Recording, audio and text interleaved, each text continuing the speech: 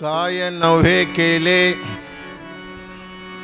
एका चिंतिता विठ्ठले सर्व साधनाचे सार भवसिंधू उत्तरी पार योग याग तपे केले तयाने अमुपे सर्व साधनाचे सार भवसिंधू उत्तरी पार तुका म्हणे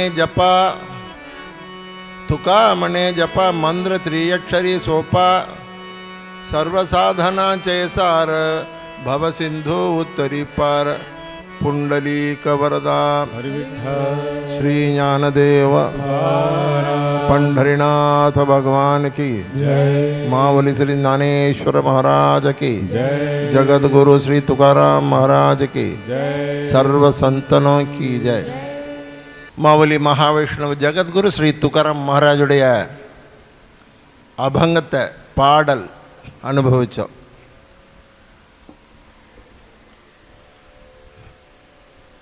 ब्रह्ममूर्ती संत जेकी अवतरले उत्तरवय आले दीन जना. சாட்சாத் பகவானே அடியார்களாக அவதாரம் பண்ண வரார் அப்படின்னு தான் சொல்றது. அடியார்கள் யார்? திருஞான சம்பந்தரோ,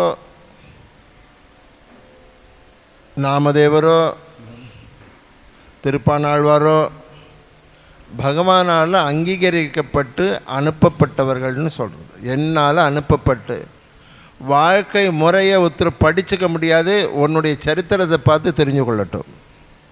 அப்படி தான் துக்காராம் மகாராஜ் எப்படி செய்யணும்? நம்மளுடைய தர்மத்தை விஸ்தாரமாக படிச்சுட்டே இருக்க முடியுமா?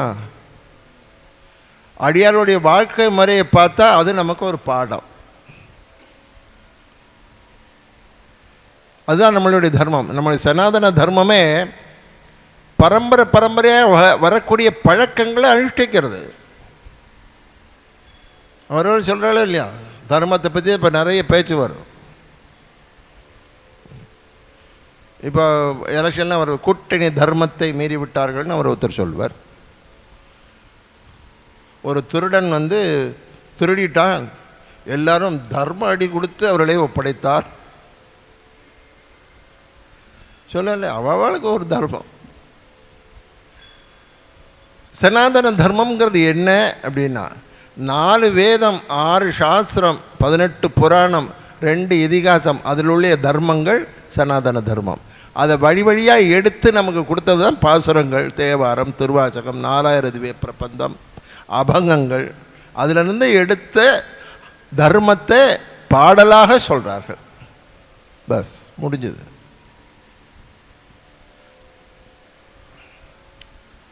நமக்கு அப்படித்தான் எல்லா விஷயத்தையும் பார்க்க சொல்லியிருக்கு. நம்முடைய தர்மம் கருணை நோக்கோட பார்க்கணும்னு சொல்லியிருக்கு.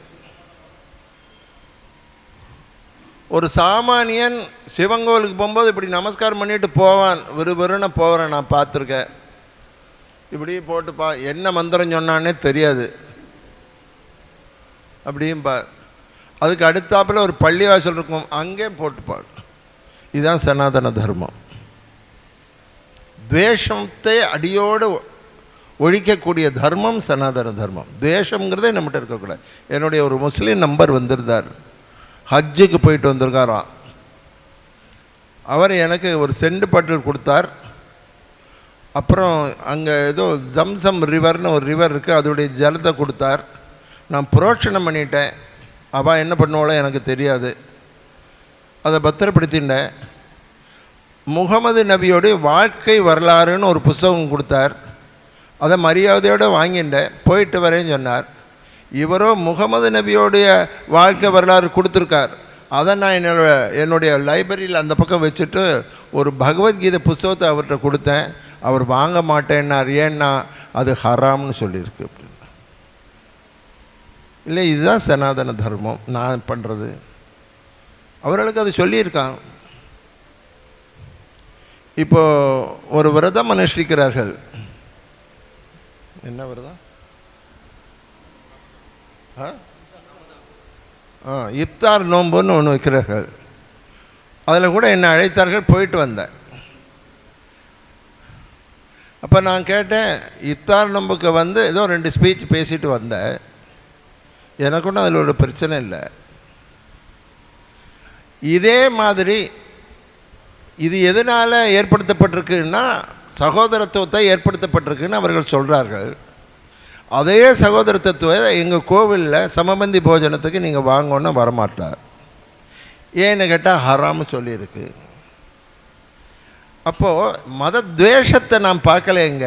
நம்மளுடைய சனாதன தர்மம் எப்படி விலாசமாக உள்ள பார்வையை நமக்கு கொடுத்துருக்குன்னு பார்க்குறோம். யார்கிட்ட துவேஷம் இல்லை. தெய்வங்கிறத அவள் ஒன்று தான் சொல்கிறாரு. நம்மளுடைய சனாதர்மம் பார்க்குறதெல்லாம் தெய்வத்துடைய சைத்தன்யத்தை பாருன்னு சொல்கிறார். எல்லாத்துல, ஒரு பூவில், ஒரு நாயில், ஒரு பன்றியில், ஒரு கழுதையில், எல்லாத்துலேயும் பார்க்க சொல்லியிருக்கு.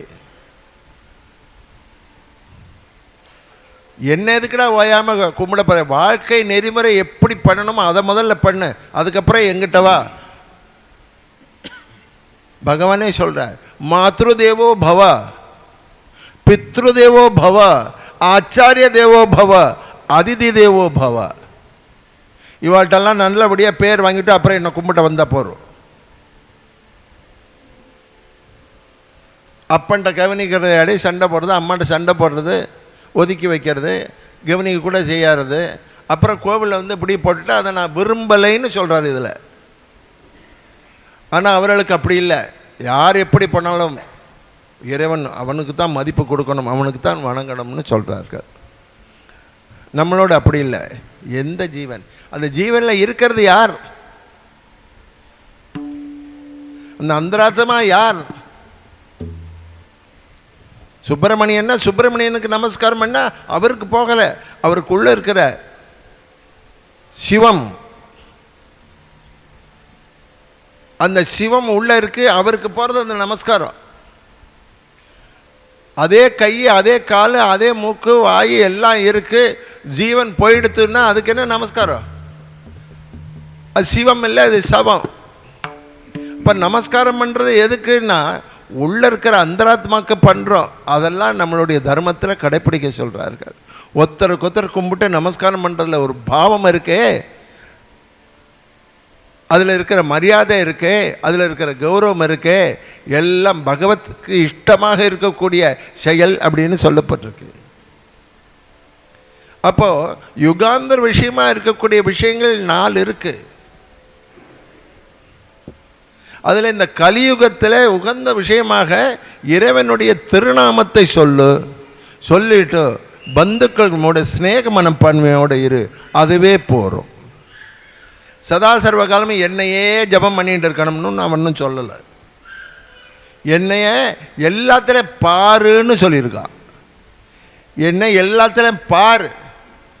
கோவிலுக்கு வந்தால் தான் புண்ணியங்கிறது இல்லை நம்மளோட சனாதன தர்மத்தில். நான் சொல்கிறேன்,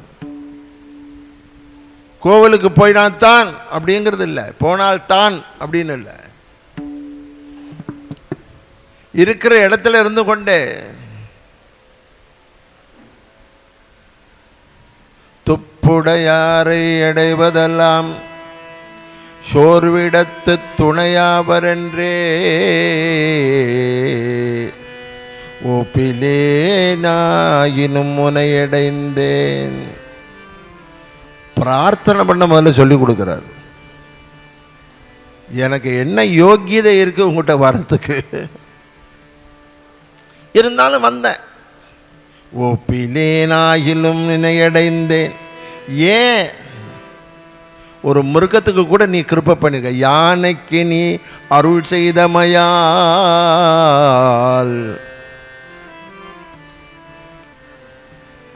இப்பவே பண்ணணும், இப்பவே பண்ணணும்.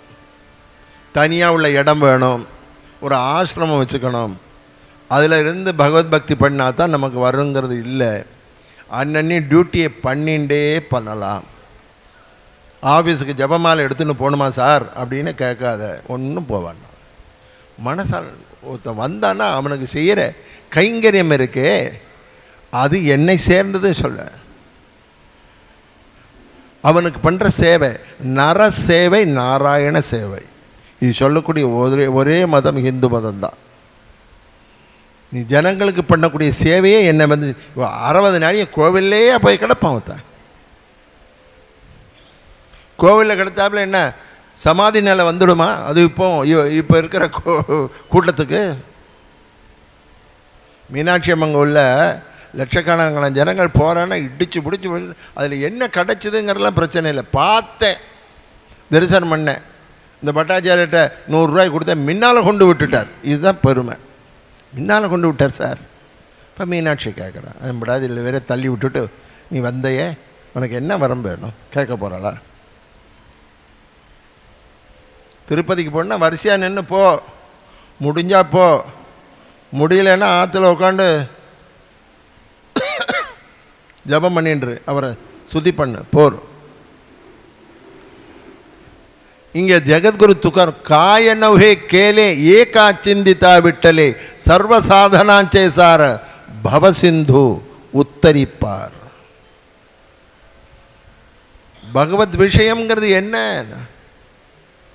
இதுதான் அடிக்கடி உங்கள்கிட்ட சொல்லின்னு இருக்கேன். பக்தி. இப்போ கூட ஒரு மாமி கேட்டா, பக்தி வரணும் எனக்கு, நீங்கள் கிருபை பண்ணுங்க. பக்தி வேணும்னு நினைக்கிறதே ஒரு பக்தி தானே. அதுக்கு என்ன?